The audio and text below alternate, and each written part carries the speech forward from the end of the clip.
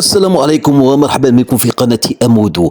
أخو مواش يتعرض لإصابة قبل المونديال ويغادر باكيا، يعني شنو وقع الأخو ماش؟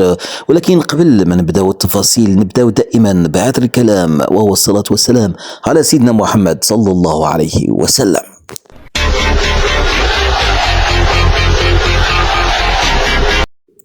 تعرض الدولي المغربي إلياس أخماش إلى إصابة خلال عملية الإحماء قبل مواجهة فريقه رايو فايكانو ضد ستراسبورغ اليوم الخميس لحساب نصف نهائي الدوري الأوروبي. فحسب تقارير عالمية إسبانية فإن تشكيلة رايو فايكانو الرسمية شهدت تغييرا اضطراريا قبل بداية المباراة بدخول ألفونسو إسبينو وخروج لاعب الأسود إلياس خماش. وأضافت صحيفة ماركا الإسبانية بأن خماش غادر من عملية الإحماء وهو يبكي بسبب بعض الآلام التي أحس بها، ومن المنتظر أن يخضع خماش لفحوصات دقيقة من أجل تحديد حجم الإصابة، وذلك قبل أسابيع قليلة من بداية المونديال مع الأسود. إذن هي متابعينا الكرام، متابعي قناة أمودو، هي إصابة مفاجئة تبعد الأسد المغربي إلياس أخماش قبل المباراة. فهذه الإصابة اللي تعرض لها الدولي المغربي إلياس أخماش هي صراحة إصابة مفاجئة، وهي كانت جاته على مستوى العضلة المقربة اليسرى أثناء الإحماء قبل المباراة ديال الفريق ديالو، وغادر الأرضية وهو متأثر وكذلك بقى يبكي.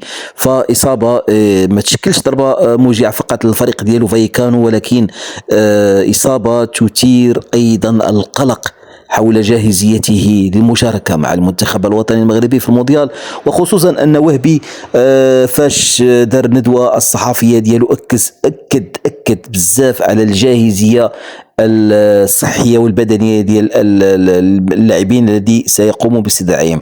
نتمنوا أن الإصابة ما تكونش إصابة يعني مؤثرة وتكون إصابة خفيفة، لأن الجاهزية كما قال وهبي الناخب الوطني قال أنها عامل مهم في المنتخب، لأنه ما بغاش يدير الخطأ اللي دار الركراكي أنه استدعى لاعبين مصابين وشفنا المردودية ديالهم الضعيفة جدا على أرضية الملعب.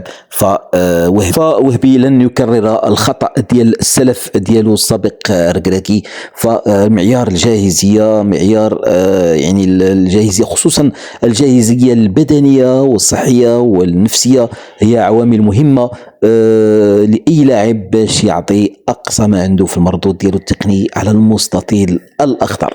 فقط ما يجب أن نناقشه في هذا الفيديو، دائما قناة أمودو هي قناة النقاشات من مختلف الزوايا. فللأسف شديد بعض المواقع الإلكترونية والإخبارية، يعني بعض المواقع الإخبارية يعني تتكلم عن أن خماش لن يحضر في المونديال وكأنها تستبق الأحداث.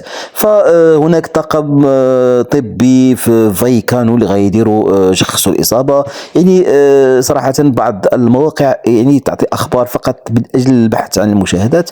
فهناك تقارير طبية، هناك يعني خاص الإنسان الخبر خاص يكون موثوق، يكون مبني على ما هو حقيقة، خبر حقيقي. فنتمنى أن هذه الإشاعات فقط التي يعني تنتشر وتتناسل في بعض المواقع الإلكترونية حول أن هذا الإصابة تهدد، حسب ما عنونت إحدى المواقع الإخبارية الرياضية، قالت أن الإصابة تهدد حلم إلياس خماش. فإصابة نتمنى أن تكون خفيفة، والطاقم الطبي سوف يحدد مدى هذه الإصابة. يعني لا داعي لنشر كما نقول الأخبار الزائفة، بل يجب نشر الأخبار الموثوقة وبالمصادر الموثوقة.